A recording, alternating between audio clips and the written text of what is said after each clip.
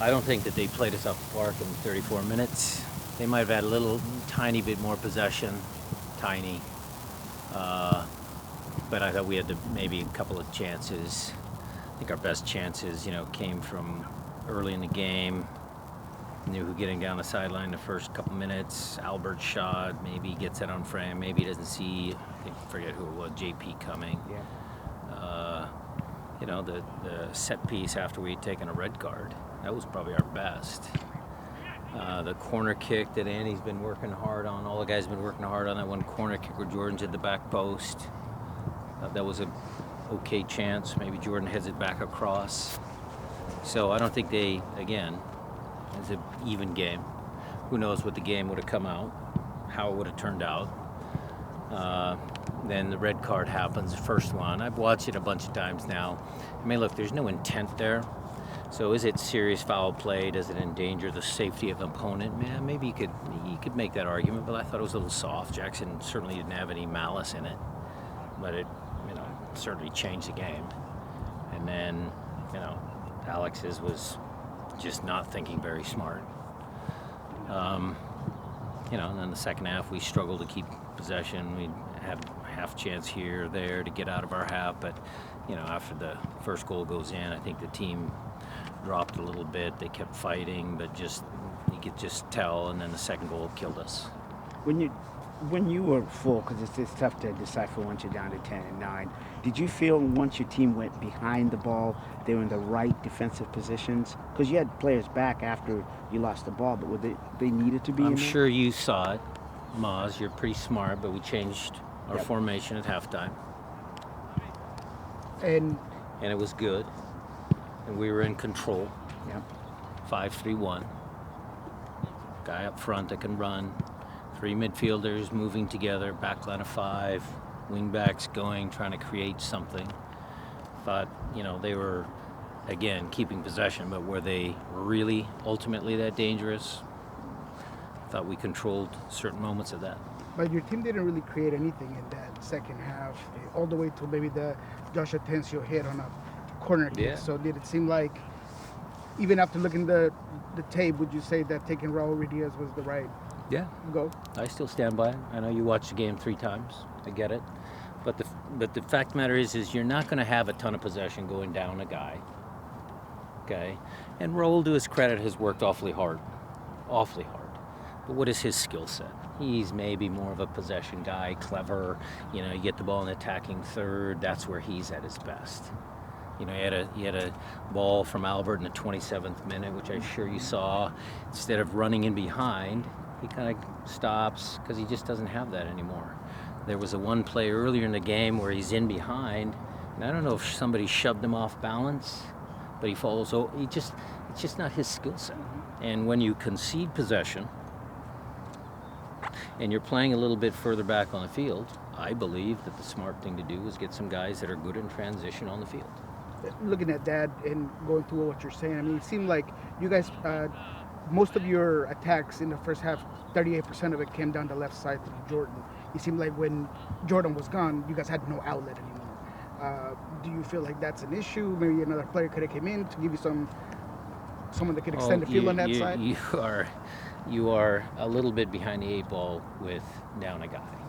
And so you can't play the same setup if you're talking about Leo Chu or someone sparking it, certainly after 1-0 and then 2-0 right after. We had talked about certain things, but by that time I don't think the changes would have impacted the game greatly. The teammate trade today, Javier Arriaga to New England.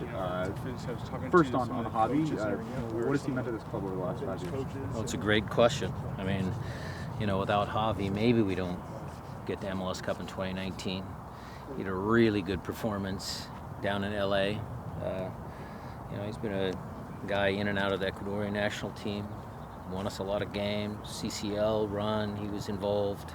So good overall teammate, good overall pro for the club. And then getting that financial flexibility, maybe looking ahead to the summer window. What do you hope to be able to potentially add to this team, later in this year?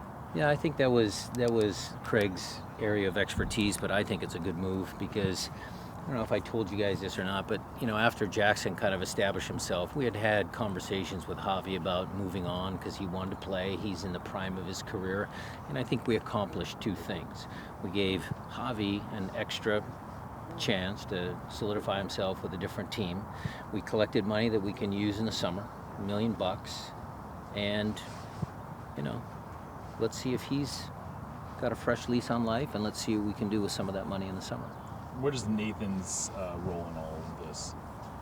Say that again? Nathan, how does he fit into? Well, he's gonna have to fit in right away. I mean, Jackson ain't playing against DC, so.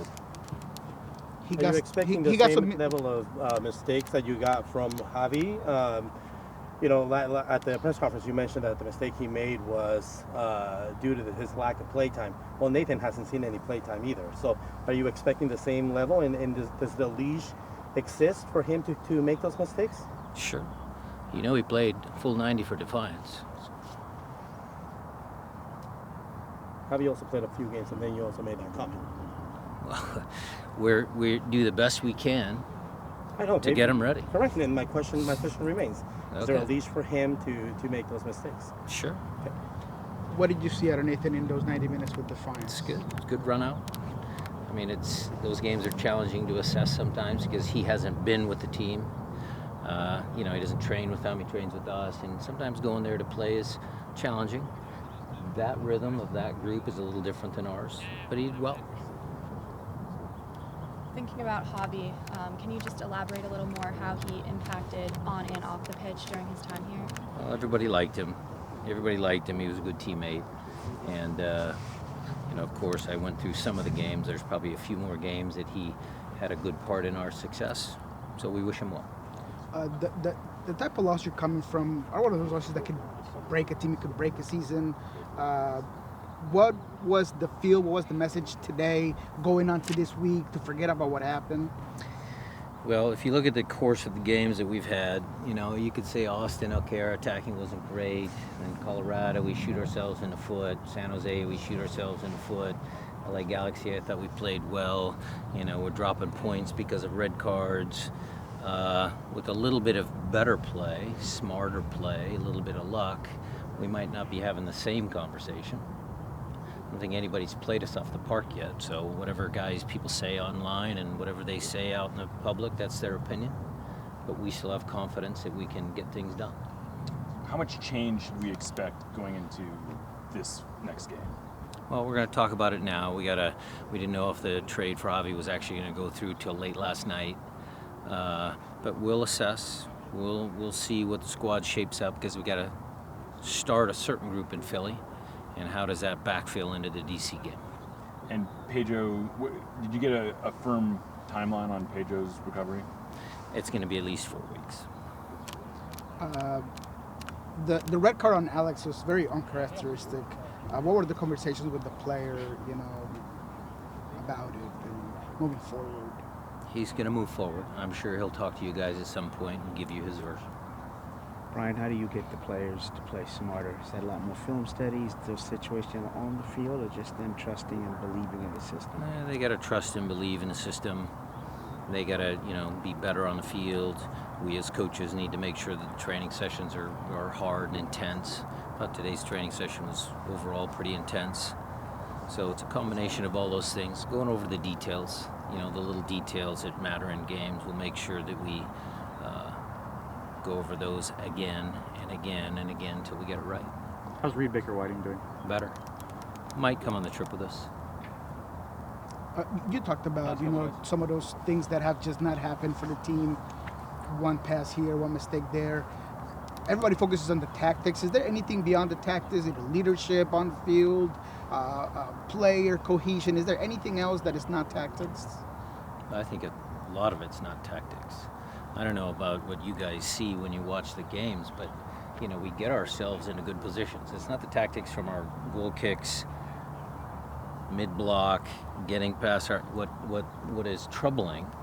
What has been troubling is when Christian gets down to the end line 3 or 4 times in the first half, and for whatever reason we can't complete that final pass to get a really clear opportunity on goal. So I don't think it's the tactics. It's guys making sure they feel confident. There's some, I guess if you call them, second layer of tactics, making sure that Christian has options in the box. So we got a guy near post, far post, penalty spot. But a lot of that is just getting the players to believe. You saw when that first goal went in Montreal, players believe. Things started to happen. They played freer. You could just sense it.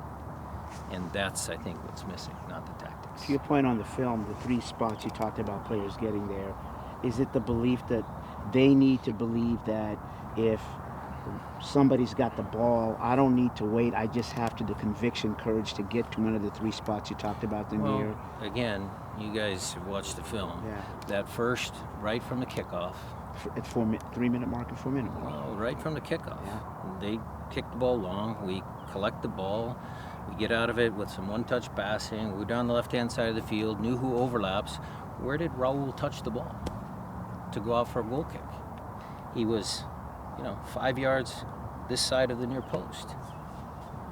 So those are the little things we need to correct.